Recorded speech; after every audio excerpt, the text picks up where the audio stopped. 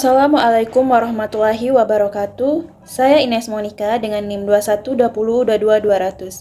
Saya akan menjelaskan materi tentang konsumsi dalam Islam.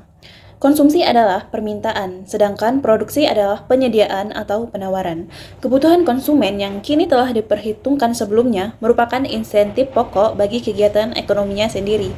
Mereka tidak hanya menyerap pendapatannya, tetapi juga memberi insentif untuk meningkatkannya.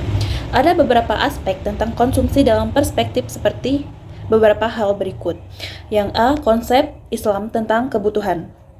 Konsumsi pada dasarnya dibangun atas dua hal, yaitu kebutuhan atau hajat dan kegunaan atau kepuasan atau manfaat. Karena secara rasional, seseorang tidak pernah mengkonsumsi suatu barang manakala dia tidak membutuhkannya, sekaligus mendapatkan manfaat darinya. Dalam perspektif ekonomi Islam, dua unsur ini mempunyai kaitan yang erat atau interdependensi dengan konsumsi itu sendiri. Yang pertama, kebutuhan atau hajat. Manusia adalah makhluk yang tersusun dari berbagai unsur, baik badan, hati, ruh, dan akal. Unsur-unsur ini mempunyai keterkaitan antara satu dengan yang lainnya. Seperti kebutuhan manusia untuk makan, pada dasarnya bukan kebutuhan perut atau jasmani saja. Namun selain akan memberikan pengaruh terhadap kuatnya jasmani, makan juga akan berdampak pada unsur tubuh yang lain seperti ruh, akal, dan hati. Yang kedua, kegunaan atau kepuasan. Konsep manfaat ini sudah tercetak bahkan menyatu dalam konsumsi itu sendiri. Para ekonomi menyebutnya sebagai perasaan rela yang diterima oleh konsumen ketika mengkonsumsi suatu barang. Dalam hal ini, Islam memandang manfaat sebagaimana disyaratkan oleh ayat Al-Quran bahwa manfaat antonim dari bahaya dan terwujudnya kemaslahatan.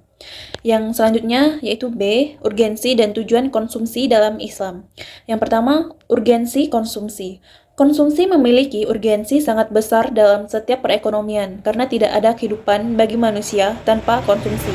Oleh karenanya, kegiatan ekonomi mengarah kepada pemenuhan tuntutan konsumsi bagi manusia. Mengabaikan konsumsi berarti mengabaikan kehidupan dan juga penegasan manusia terhadap tugasnya dalam kehidupan. Yang kedua, tujuan konsumsi. Tujuan konsumsi ada 4, yaitu yang pertama untuk mengharapkan ridha Allah Subhanahu wa Ta'ala, yang kedua untuk mewujudkan kerjasama antar anggota dan tersedianya jaminan sosial, yang ketiga untuk menumbuhkan rasa tanggung jawab individu terhadap kemakmuran diri, keluarga, dan masyarakat sebagai bagian dari aktivitas ekonomi. Yang keempat, untuk meminimalisir pemerasan dengan menggali sumber-sumber nafkah. Yang selanjutnya, yang ketiga, keinginan manusia dan pemenuhannya. Maksud kata keinginan adalah kebutuhan manusia yang dipuaskan dalam kenyataannya. Semua keinginan itu tidaklah terbatas. Nah, yang pertama, penting atau necessaries. Penting adalah yang pemuasannya mutlak harus dilakukan, karena jika tidak, maka manusia tidak akan dapat bertahan hidup. Misalnya makanan, pakaian, tempat tinggal, dan sebagainya. Yang kedua, nyaman atau comfort. Kenyamanan sebagai istilah ekonomi menunjukkan keinginan yang memberikan rasa nyaman dan kemudahan kepada manusia dan yang gunanya secara umum lebih besar daripada biayanya. Nyaman berada di atas penting bagi kehidupan dan pemenuhannya menjadikan hidup lebih mudah dan menyenangkan. Yang selanjutnya, mewah atau luxurious. Pembelanjaan yang besar untuk memenuhi keinginan yang tak perlu dan berlebihan. Saya Septiana Putri 212204. Di sini saya akan menjelaskan prinsip konsumsi dalam Islam. C. Prinsip konsumsi dalam Islam. Prinsip adalah sesuatu penyataan fundamental atau kebenaran umum. Apapun individual yang dijadikan oleh seseorang kelompok sebagai sebuah pedoman untuk berpikir atau bertindak. Sebuah prinsip merupakan roh dari sebuah perkembangan ataupun perubahan. Dan perubahan akumulasi dalam pengalaman oleh sebuah objek dan ataupun objek tertentu. Menurut Islam, anugerah Allah adalah memiliki sebuah manusia sesuatu yang menyebabkan sebagai di antara anugerah itu berada di tangan orang-orang tertentu. Tidak berarti bahwa mereka dapat memanfaatkan anugerah itu untuk diri sendiri. Orang lain masih berhak atau anugerah tersebut walaupun mereka tidak mengolah. Dalam ekonomi Islam konsumen dikendalikan oleh 5 prinsip. 1. Prinsip keadilan.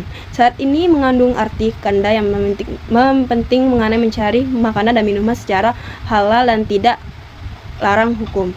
Dalam soal makanan dan minuman yang terlarang adalah darah daging binatang yang telah mati sendiri, daging babi, daging binatang yang ketika disembelih disuruh nama selain Allah, dengan maksud mempersembahkan sebagai kurban dan menunjang menghalang atau Tuhan lainnya. 2. Prinsip kebersihan. Syarat ini yang kedua harus baik atau cocok untuk konsumen dalam makan, tidak kotor atau menjijikan sehingga merusak selera. Ketiga, prinsip kesederhanaan. Prinsip ini mengatur perilaku manusia mengenai makanan dan minuman adalah sikap tidak berlebihan. 4. Prinsip kemurahan hati.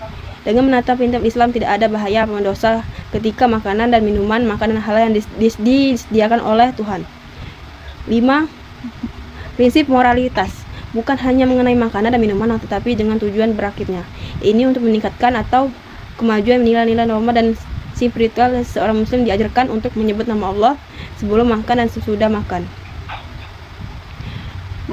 D. Etika konsumen dalam Islam.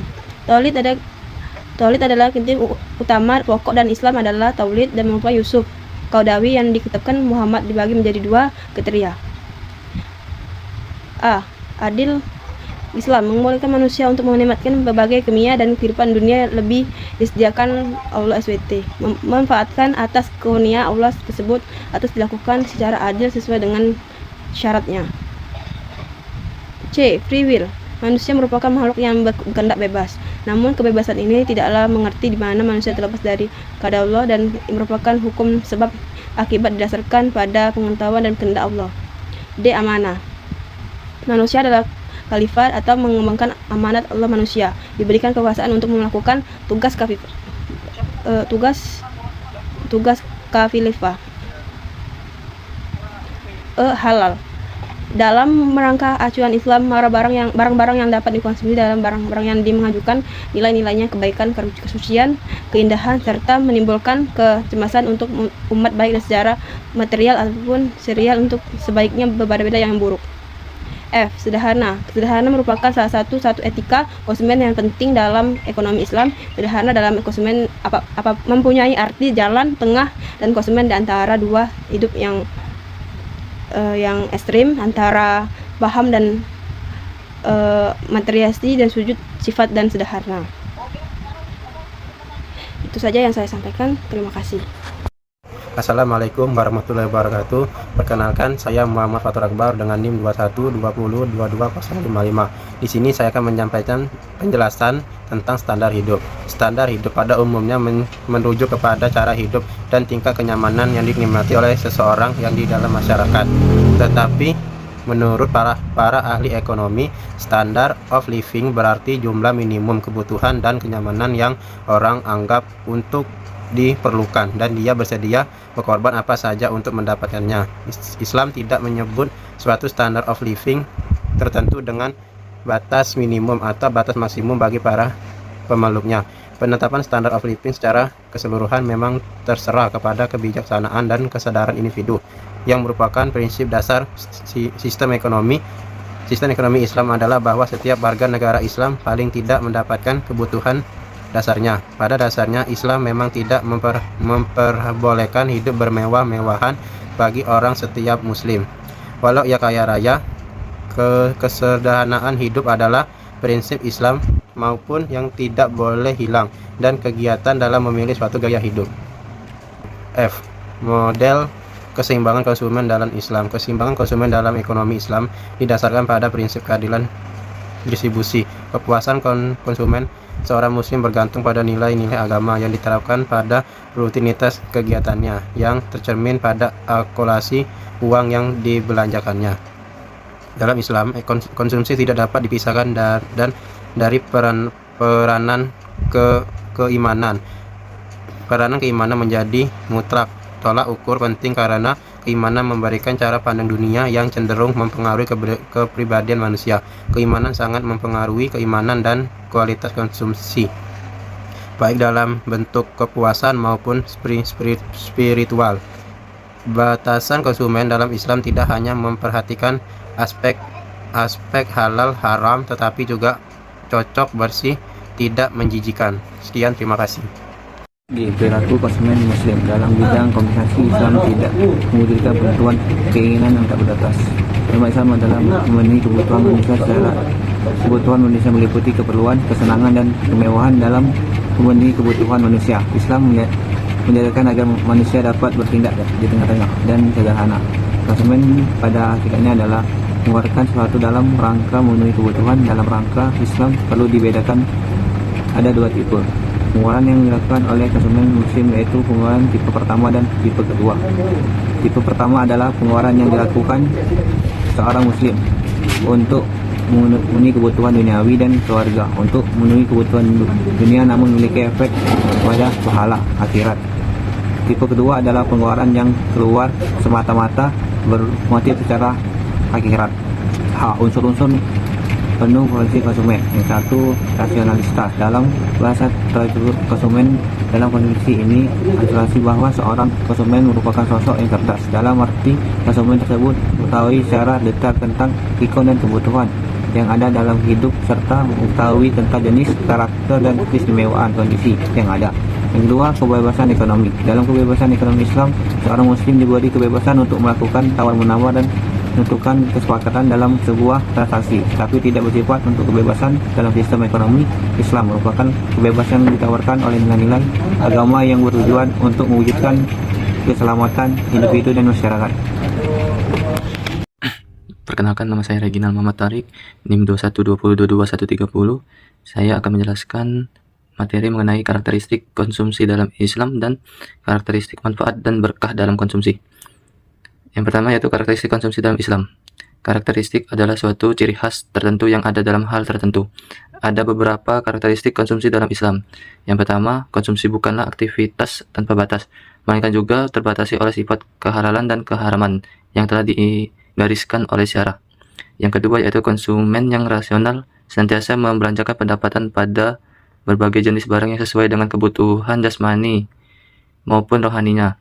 Cara seperti ini dapat mengantarkannya pada keseimbangan hidup yang memang menuntut keseimbangan kerja dari seluruh potensi yang ada, mengingat terdapat sisi lain di luar sisi ekonomi yang butuh untuk berkembang.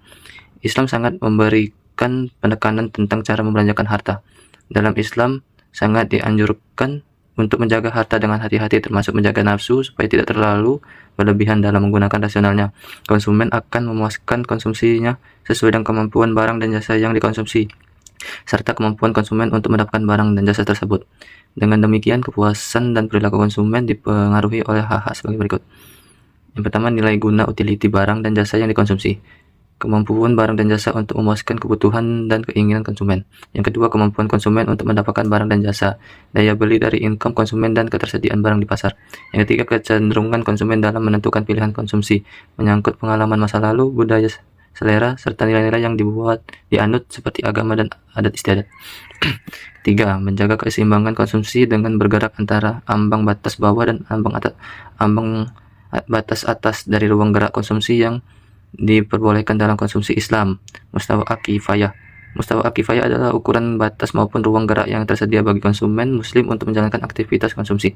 Di bawah mustawa kifayah, seseorang akan masuk pada kebahilan, kekikiran, kelaparan hingga berujung pada kematian.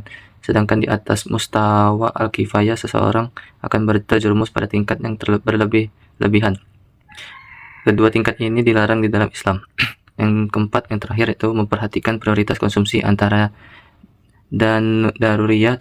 Hajiyah. Daruriyat adalah komoditas yang mampu memenuhi kebutuhan paling mendasar konsumen muslim, yaitu menjaga keberlangsungan agama, hifdu ad-din, jiwa, hifd an-nafs, keturunan, hak pemilikan dan kekayaan, serta akal pikiran.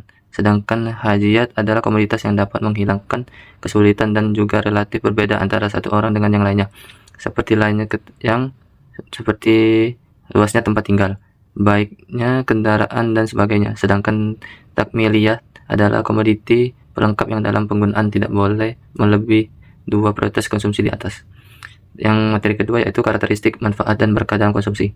Ketika konsumen membeli suatu barang, maka ia akan mendapatkan kepuasan dana atau masalah. Kepuasan akan diperoleh jika berhasil memenuhi keinginannya, dan keinginan ini bisa berwujud kebutuhan ataupun sekadar kebutuhan semu.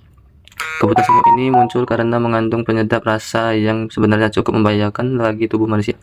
Di sisi lain, muslahah dalam konsumen muncul ketika kebutuhan real terpenuhi yang belum tentu dapat dirasakan sesaat setelah melakukan konsumsi. Inilah maslahah yang bisa dirasakan langsung di dunia, yaitu berupa maslahah fisik atau material. Maslahah yang diperoleh konsumen ketika membeli barang dapat terbentuk satu di antara hal berikut. Yang pertama, manfaat material, yaitu berupa diperolehnya tambahan harta bagi konsumen akibat pembelian suatu barang jasa. Manfaat material ini bisa berbentuk murahnya harga, diskon, murahnya biaya transportasi dan searching dan semacamnya. Yang kedua, manfaat fisik dan psikis, yaitu berupa terpenuhinya kebutuhan fisik atau psikis manusia.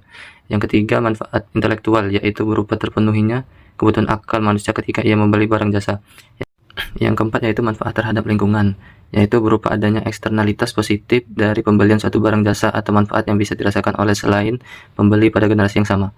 Yang kelima, manfaat jangka panjang, yaitu terpenuhinya kebutuhan duniawi jangka panjang atau terjaganya generasi masa mendatang terhadap kerugian akibat dari tidak membeli suatu barang jasa. Di samping itu, kegiatan ekonomi konsumsi terhadap barang jasa yang halal dan bermanfaat akan memberikan berkah bagi konsumen. Berkah ini hadir jika seluruh hal berikut dilakukan dalam konsumsi. Yang pertama, barang atau jasa yang dikonsumsi bukan merupakan barang haram. Yang kedua, tidak berlebihan dalam jumlah konsumsi. Yang ketiga, diniatkan untuk mendapatkan ridha Allah. Itu saja materi yang saya sampaikan. Terima kasih. Assalamualaikum warahmatullahi wabarakatuh. Perkenalkan, nama saya Muhammad Ripo dengan NIM 21-2022-213, ingin menjelaskan masalah dalam konsumsi Islam. Prioritas konsumsi. Islam mengajarkan bahwa manusia selama hidupnya akan mengalami tahapan-tahapan dalam kehidupan. Secara umum, tahapan kehidupan dapat dikelompokkan menjadi dua, dunia dan akhirat. Oleh karena itu, Islam mengajarkan kepada umatnya untuk selalu mencapai kebahagiaan di dunia dan akhirat. Hal ini berarti pada saat seseorang melakukan konsumsi harus memiliki nilai dunia akhirat. Dengan demikian, lebih diutamakan adalah konsumsi untuk dunia atau konsumsi untuk akhirat. 1. Masalah dalam konsumsi. Dalam menjelaskan konsumsi, kita mengkonsumsikan bahwa konsumen cenderung untuk memilih barang dan jasa yang memberikan masalah maksimum. Hal ini sesuai dengan rasionalitas bahwa pelaku ekonomi selalu ingin meningkatkan masalah yang diperolehnya. Seorang konsumen mempertimbangkan manfaat dan berkah yang dihasilkan dari kegiatan konsumsinya. Berkah akan diperolehnya ketika mengkonsumsi barang atau jasa yang dihalalkan oleh syariat Islam. 1. Masalah dan kepuasan. Jika dilihat kandungan masalah dari suatu barang dan jasa yang terdiri dari manfaat dan berkah, maka di sini seolah tampak bahwa manfaat dan berkah adalah identik. Sebagai contoh adalah dua orang, Zaid dan Hidun, yang dalam keadaan yang sama, rasa lapar dan kesukaan yang sama. Sama-sama mengkonsumsi daging sapi. Zaid tidak mempermasalahkan kehalalan daging sapi sehingga dia mengkonsumsi daging sapi yang tidak halal. Sementara itu, Hidun adalah orang yang sangat mematuhi perintah Allah. Dia hanya memakan daging sapi yang halal. Diasumsikan di sini bahwa sapi yang dikonsumsi dua orang tersebut mempunyai kualitas fisik yang tepat sama. Di sini akan bisa dilihat bahwa manfaat yang diterima oleh Zaid tetap sama dengan manfaat yang diterima oleh Hidun. Namun, masalah yang diterima Hidun lebih besar daripada masalah yang diterima Zaid. Hal ini mengingat bahwa masalah tidak saja berisi manfaat dari barang yang dikonsumsi saja, namun juga terdiri dari berkah yang tergantung dalam barang tersebut. Berbeda dengan kepuasan yang bersifat individual, masalah tidak hanya bisa dirasakan oleh individu, masalah bisa juga dirasakan oleh selain konsumen. Hal ini menunjukkan bahwa dalam kegiatan muamalah dimungkinkan memperoleh manfaat yang sekaligus berkah. 2. Penentu dan pengukuran masalah bagi konsumen. Besarnya berkah yang diperoleh berkaitan dengan langsung frekuensi kegiatan konsumsi ini yang dilakukan. Semakin tinggi frekuensi yang kegiatan yang besar masalah, maka semakin besar pula berkah yang akan diterima oleh konsumsi. Dengan demikian dapat ditafsirkan bahwa masalah yang diterima merupakan perkalian antara pahala dan frekuensi kegiatan tersebut. Demikian dalam konsumsi, besarnya berkah yang diterima konsumen tergantung frekuensi konsumsinya. Semakin banyak barang halal yang dikonsumsi, maka akan semakin besar pula berkah yang diterima. Bom bom bam bam bom bam bam bam bam bam bam bam bam bam bam bam bam bam bam